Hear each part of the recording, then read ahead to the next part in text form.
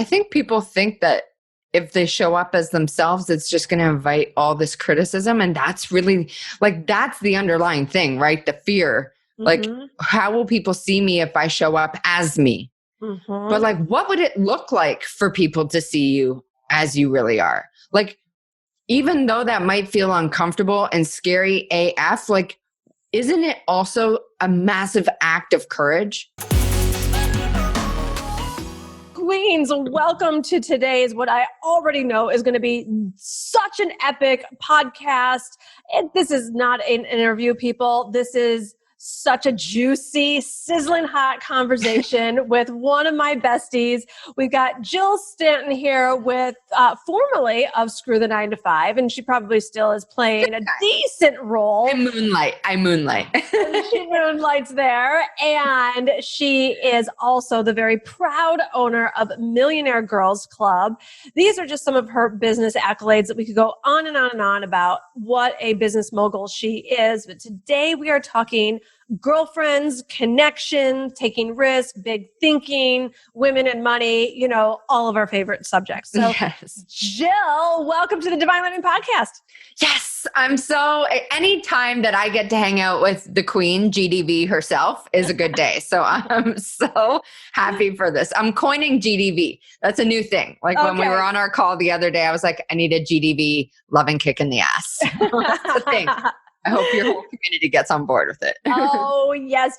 But the stilettos work just fine. And what Jill's talking about is we're also not only just friends, but not just friends. We're friends, and we're also in a mastermind group together. So we do take a stand for each other's greatness and hold each other accountable to playing super big. So I'm going to get there, but I want everyone to dial it back so they have a full scope and understanding of what I believe just a couple of your biggest superpowers are. I know you have so many. So this was 3 years ago now, maybe? 2018 for sure. Okay. There's that. Because I was in the middle of a massive transition, and I remember you were the first ones I ever talked about it with. So. Okay, great.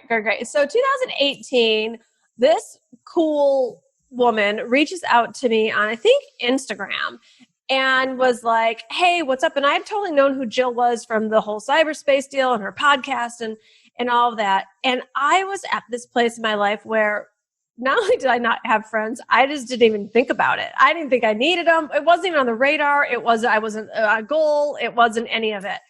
And Jill reaches out like this, like normal human, actually connecting in like a relationship way. And like the only people I had been in a relationship with at that point was Glenn, my clients, and my team.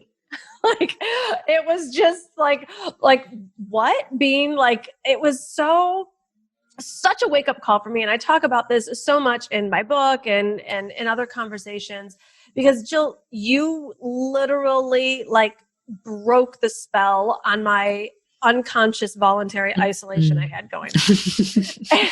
And you were just literally like this, like it was like drinking up love in this conversation, instant connection. And then you're like, and do you know so-and-so? And do you know so-and-so? And everybody you introduced me to, like, literally just blew the lid off of all of my limited thinking about adult female friendships, girlfriends, power of connection, and all of it. So I want to start by saying thank you, and now asking you for advice in case there's anyone else listening that might have been like me. Like, what's your best advice about being in relationship, connecting, and reaching out to people that you don't know?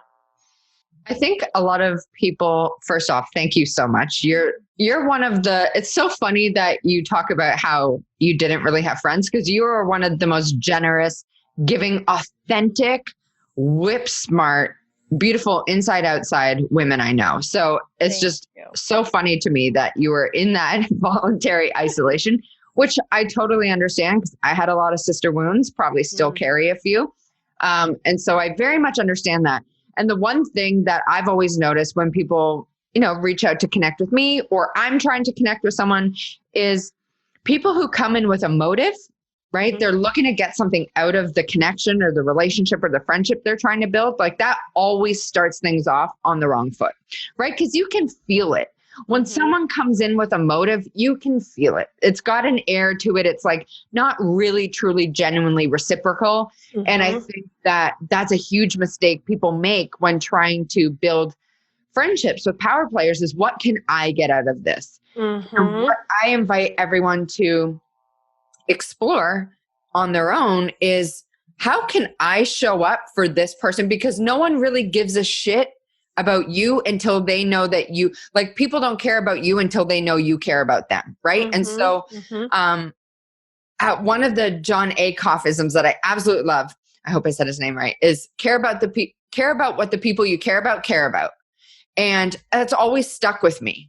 Right. And so I try to take an active interest in what do you care about? I know that you're a real estate fiend and you love travel and you love things luxury and you love Glenn. And you know what I mean? There's certain things that you really vibe with that I want to learn more about so that you and I can find common interests so that the conversation is never forced. And therefore I'm never looking at like, okay, I'm like half listening. You know what I mean? When you're in a conversation, you're like half listening, but you like want to get in there so that you can give your take. I'm like, nah, I'm all in with the people that I truly want to connect with. And I'm sure just like you, I'm picky, right? I'm discerning with who I want to surround myself with because I only want to surround myself with people who match my future and not my past. And so when I finally get around those people, I just want to give my whole self to them. I want to give all my attention. I want to show up as my authentic self. And I don't want to come in with a motive because that backfires. I think like perfect example, not just you, but I met Amy Porterfield back in 2014 and she's become a friend of mine over the last 6 years. Right. And I always get questions like, how did you build a relationship with her? And I was like, I was my real effing self. Like I swore and I bought her a drink and like we had mojitos together. Like and we talked smack and we told stupid jokes and we were normal people. Like I think, especially in the entrepreneur space, when people are higher up, they get put on this pedestal and all of a sudden people fangirl over them. But that's looking at it the wrong way. They're just entrepreneurs. They're just entrepreneurs who have been in the game a little bit longer than you. And when you can detach yourself from that, like, oh, us versus them kind of thinking, mentality, that's when you can find the real magic. And that's when you form genuine relationships with people who want to help you out, right? Like as I go to launch MGC and I've been coming into our mastermind with all the feels about that. And you showed up for me in such a massive way. I never set out with our relationship looking for that.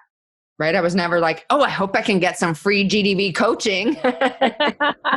It was always like, I would love to connect with another kick-ass woman who is unapologetic and just goes after everything she wants. Like that's who I want to be around. And so I'm going to show up and be there for her the way I would hope that eventually she would be there for me. So cool. So cool.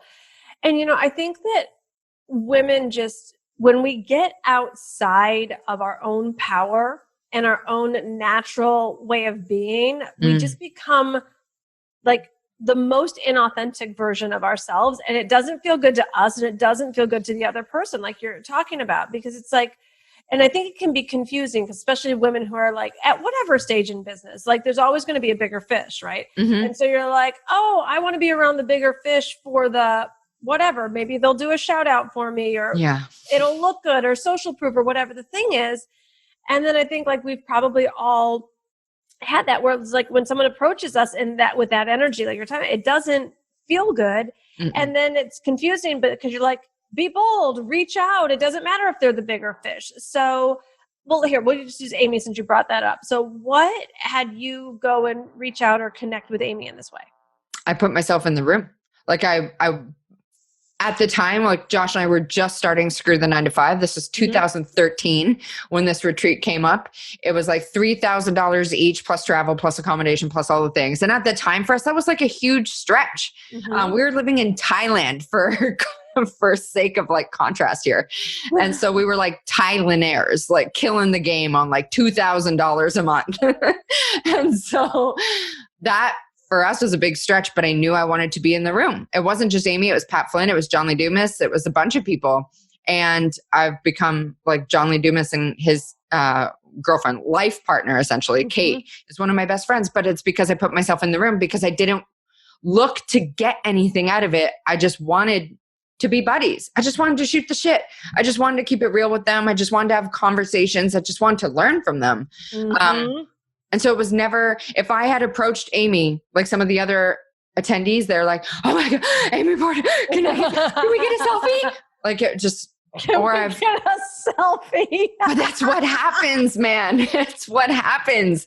It's like, she's just an entrepreneur, right? That's she's got her own awesome. struggles. She's got her own insecurities. She's got her own stuff, you know, and when you separate and you make it like, they are higher than me, I am not worthy, I'm a fangirl, like that, no one wants to be around that because it's uncomfortable, right? It's uncomfortable. You're like, oh, thanks. Yeah, selfie.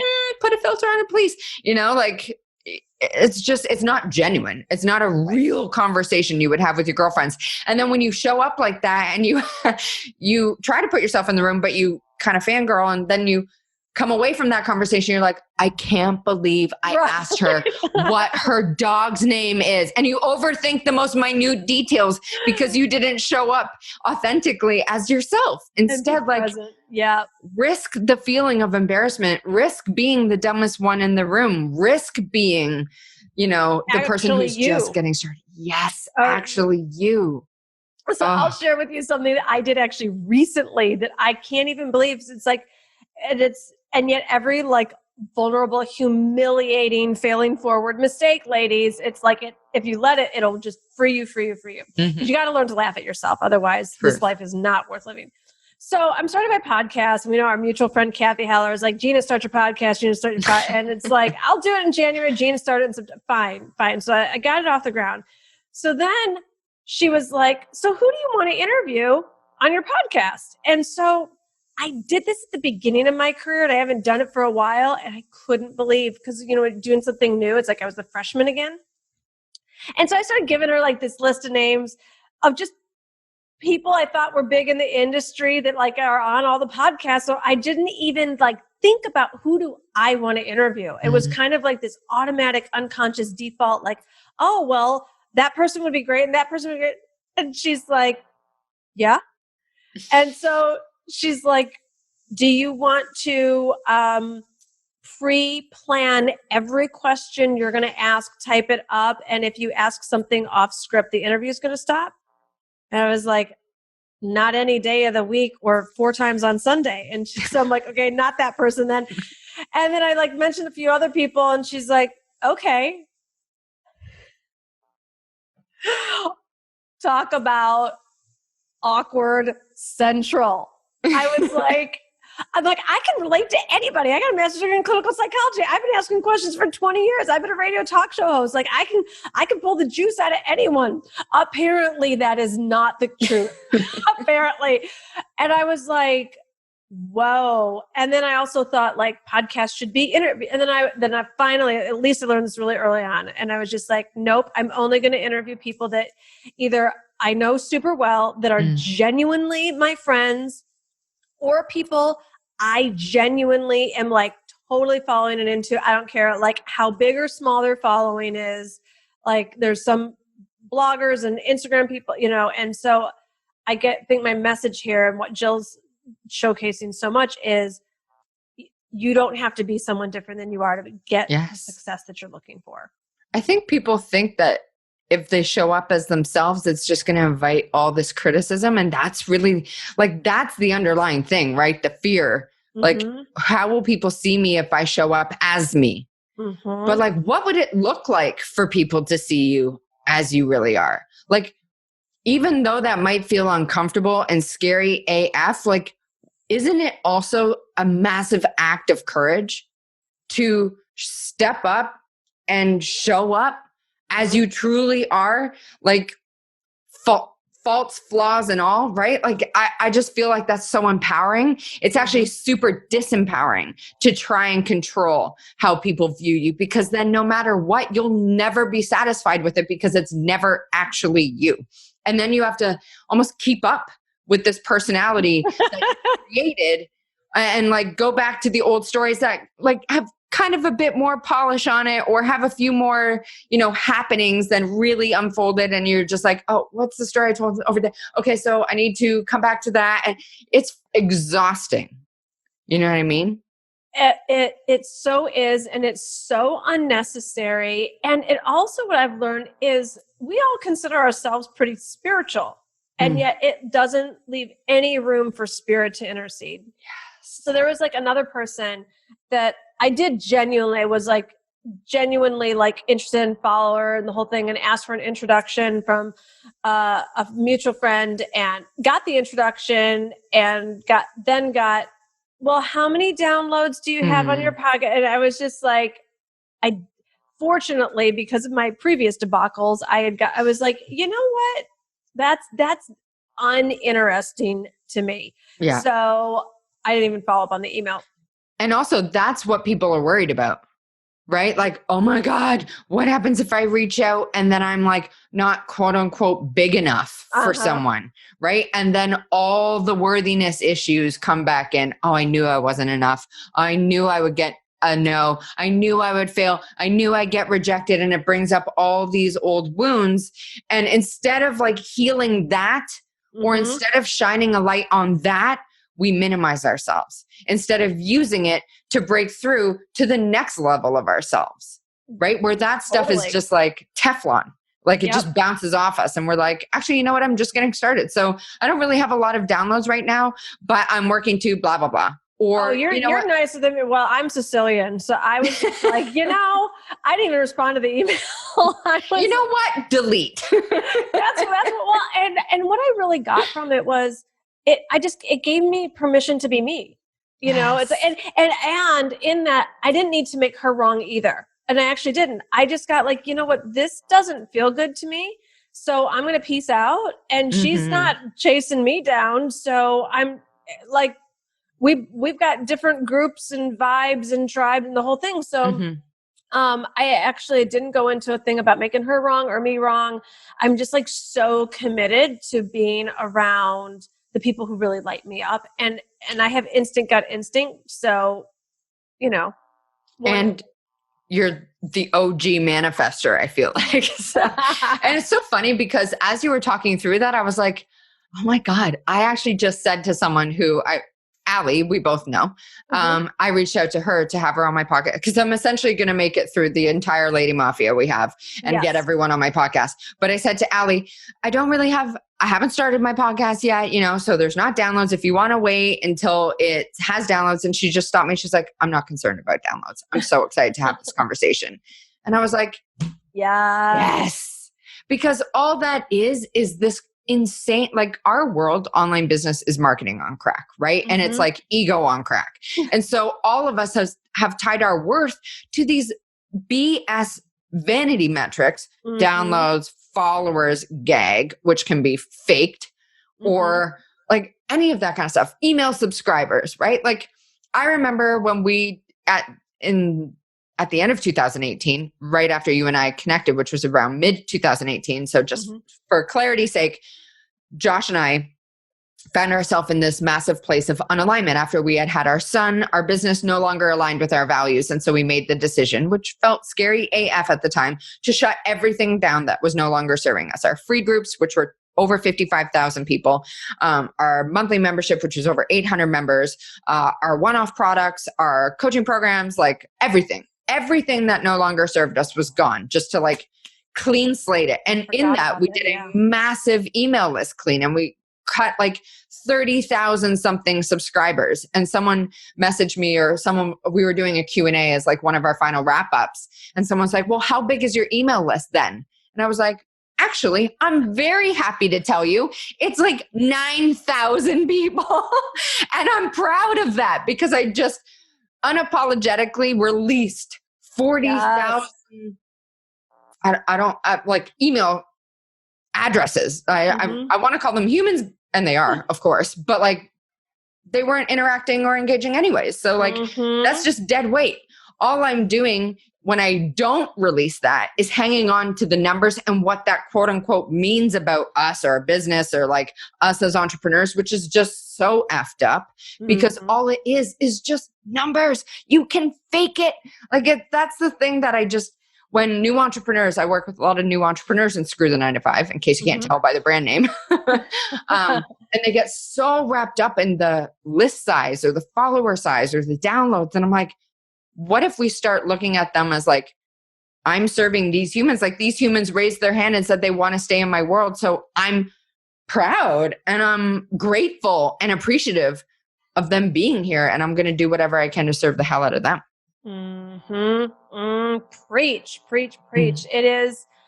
It's all like more than ever. It's just about what's actually true for you. What actually lights you up. It's interesting.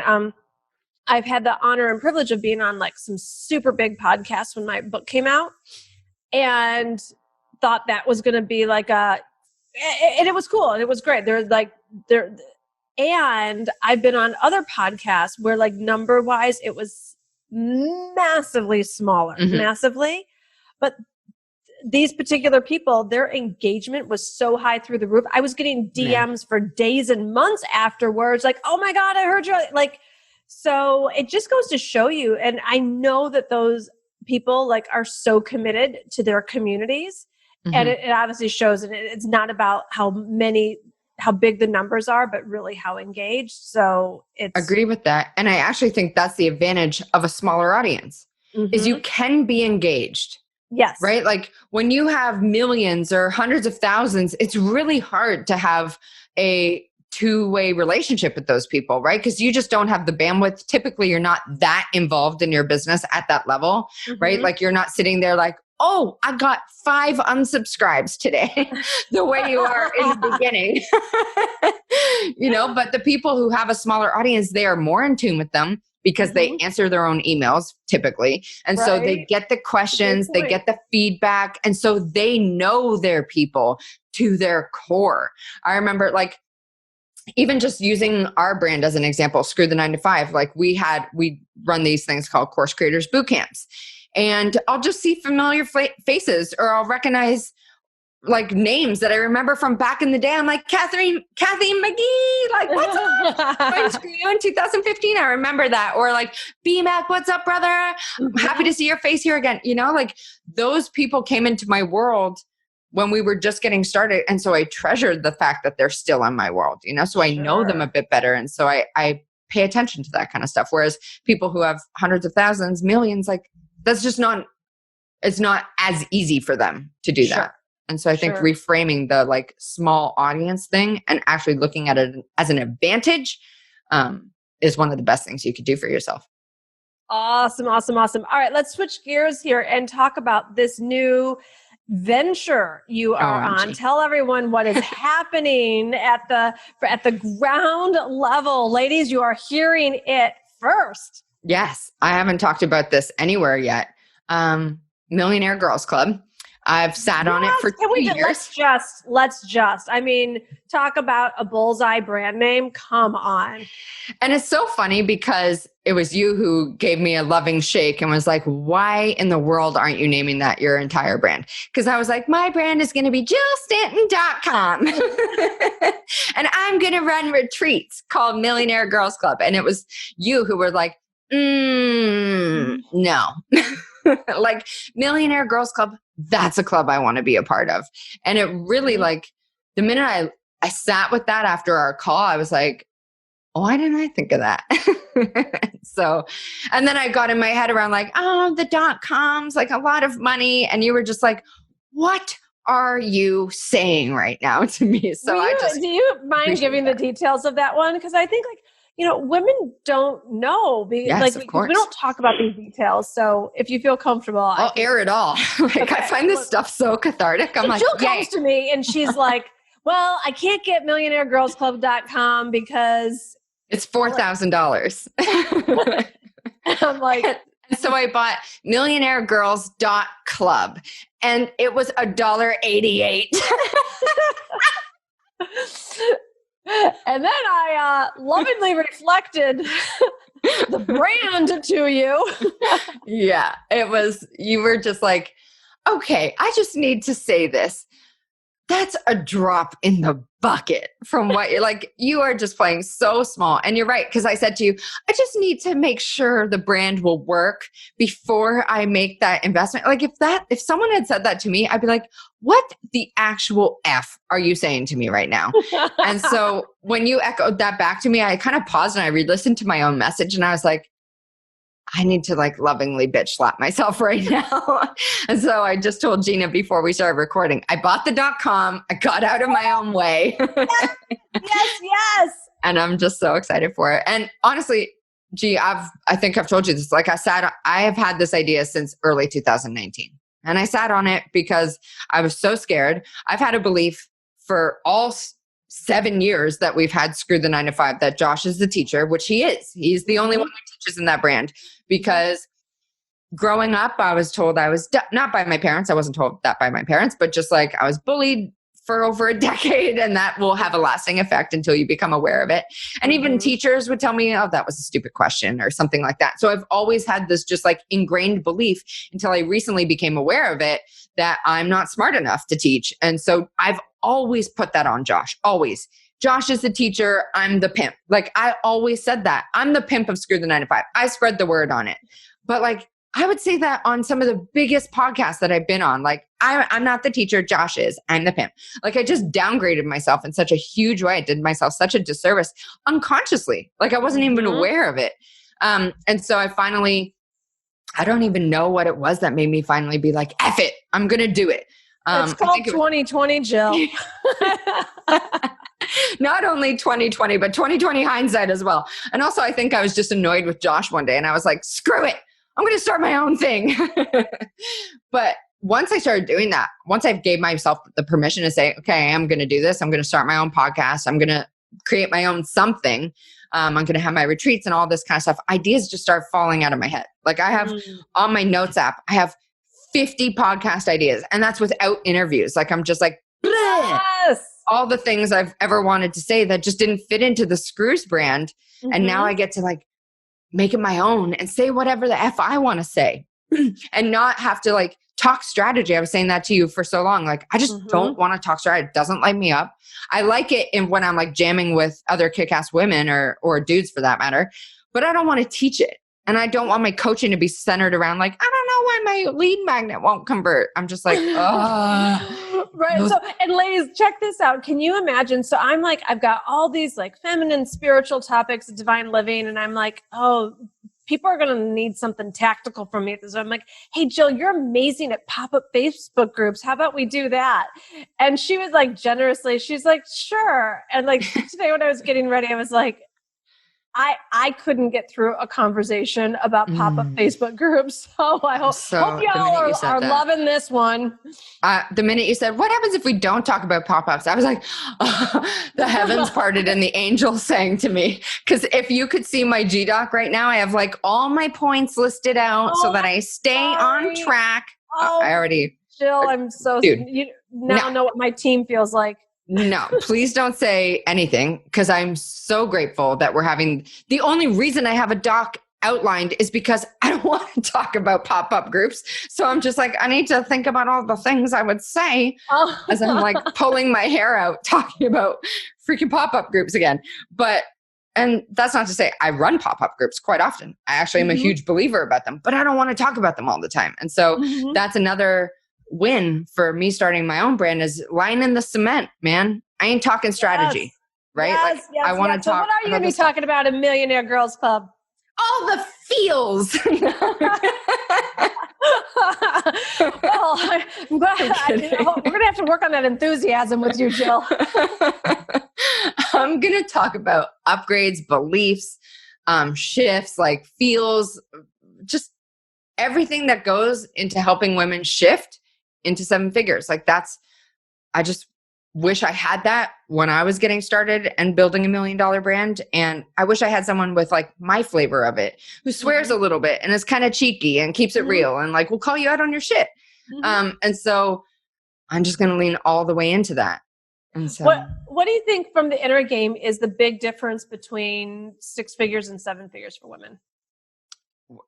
one, the risk tolerance, the belief of it's not a few things. Worthiness, I think, is a big one. Letting go of control, I think, is a big one. Spending money, I think, is a bigger one. As you start to make a lot of money, it can kick into a new level of scarcity of like now white knuckling the money you do have because you don't want to quote unquote lose it. And so you start to hoard money, or you start to be like a stage 5 clinger with money. And you're just like, well, I'll spend like 10 grand on ads, but like, I don't want to spend any more because, I want to keep this amount for blah, blah, blah. Or like profit margins, and not having like being nervous to scale expenses in order to scale revenue as well, I think is a big one for women. Oh my gosh. I want to interject. I love what you're bringing up here, because this is like, whether it's like 6 to 7 figures or 7 to 8 figures, you're like hitting on so many points. I cannot believe what I did yesterday. My team comes to me and they're like, well, Gina, to meet the numbers for the current launch that we're in or whatever, we're going to need to spend $30,000 on Facebook ads this week. And I was like, we're not spending $30,000 on Facebook ads this week. And Glenn's like, turn the Voxer off. Let's have a talk. And I was like, wait. And I'm like calculating. And I'm like, oh, but if I spend $30,000 on Facebook ads and the projections are 10x that, like, why wouldn't I? And I think just women, we haven't been taught to give ourselves permission to play with bigger financial numbers. So I'm really glad that you brought that up. And I saw that for myself when Josh and I really wanted to go to the next level. Before that was last year where we finally like broke through our spending threshold. And before that, we had only spent $12,000, and we were like, look at us killing the game, spending $12,000, but like command R-ing the whole time to make sure we're making it back, right? Like just still white knuckling money. And then I don't know what happened. We just had a breakthrough. Actually, I do know what happens. Josh said to me, because I was in my head about it, because we were gearing up to spend a whole $25,000, trying to double our spend. And I was like, what happens if it doesn't get, and what happens if it doesn't convert and we lose and blah, blah, blah, and it's 25,000. And he's like, well, it's simple. Are you playing to win, or are we playing to not lose? And I was like, oh shit. And it was just like this left turn moment for me. I was like, oh, I was being this way. And then you said that, and now I'm being this way. Like, I want to be the type of chick who leans all the way into that, because I know magic happens off the back. Like, as you expand your energetic capacity to spend more and serve more, like it calls a different level of you forward, because operationally you have to up your game. Energetically, you have to up your game. Even just communication style, you have to up your game. Like, you have to expand your game in order to go bigger, right? And so I think a lot of people use money as an excuse because they don't feel comfortable showing up and playing a bigger game. And so they use the excuse of money, when really it comes down to worthiness, typically, that's where it all stems from, right? Feeling enoughness, right? Exactly. Like fear of being called out, fear of failing. Whereas like, how in the world are you going to know what not to do if you don't try all the things and figure out what to do? You know what I mean? Like, I just think as we leaned into that, so much opened up for us. And then the next promo, we spent like $112,000, and I was like, look at us. But it was just that, it was that one moment, like, and the shift there was money's a tool. Yes. Right? That was the big shift for me. Oh, money is a tool that we use to make more of it, a tool we use to have a bigger impact, a tool we use to have a bigger ripple effect. Like, we hire more people, which then takes care of more families, which then allows them to splash out on things that they want in their life, a cleaner or a new car, or, and it just like keeps money circulating, which is what the effing world needs more than anything right now. If that's one thing we've seen in 2020 is like, please God, keep money circulating. Please, let's keep the economy going, because the world needs us more than ever now, right? Like, entrepreneurship in the States is at its lowest rate ever. How alarming is that, right? And yet we're huge drivers of the economy. We're creators, we're the innovators, we're the dreamers, we're all of that. And I think when we forget that and we start to look for like the safe option, the small option, like it's safe, like that's somewhat more safe or more responsible, when we're not asking, well, what's it going to cost us to not invest, up the game, join the group, to reach out to that person, whatever. So big. So big. So where can people find you for Millionaire Girls Club and all things Stanton? I just happen to have a .com now. So millionairegirlsclub.com, thanks to Gina, is my new cyber home. And then on IG, it'll be the Millionaire Girls Club.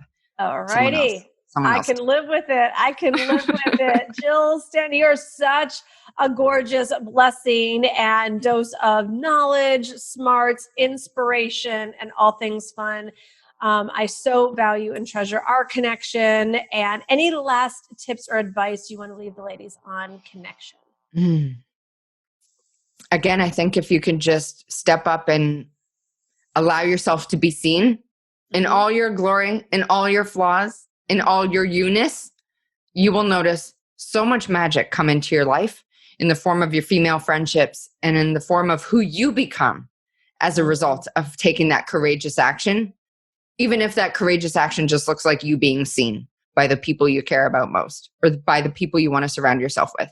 And if we can always aim to surround ourselves with people who match our future and not our past, I truly believe that you will upgrade your circle in the most magical ways. So that's what I'm always looking to do. So thank you so much for having me.